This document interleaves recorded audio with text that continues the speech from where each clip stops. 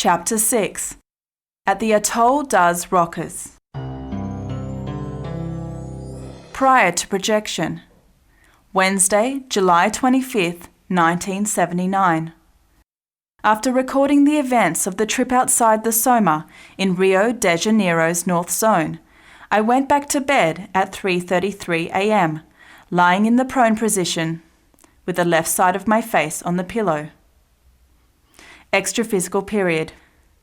I gained awareness on an islet where a group of helpers were taking care of an extraphysical consciousness. He was sitting down and looked like a soldier with the intense stare characteristic of a psychotic postmortem. He wore a light-coloured, torn shirt and stared out over the ocean to the distant horizon. The images in the demented soldier's psychosphere aura revealed that the right pants leg and heavy boot of his companion were hanging from the rocks. The pants were made of a thick grey cloth. On the small island, I tested my sensory inputs. I felt the cold water under the feet of my psychosoma. I heard waves breaking on the rocks and saw the tide running over the light-coloured sand. The sea was bluish.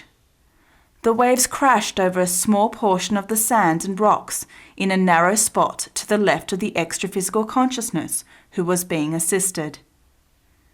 One of the helpers mentally explained that the place was called the Atol das Rocas.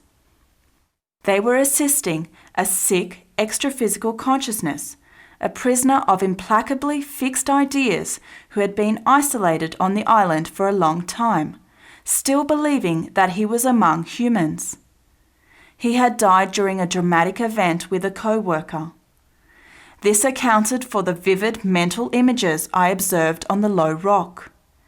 The ailing extraphysical consciousness was picked up by the group of helpers and taken away.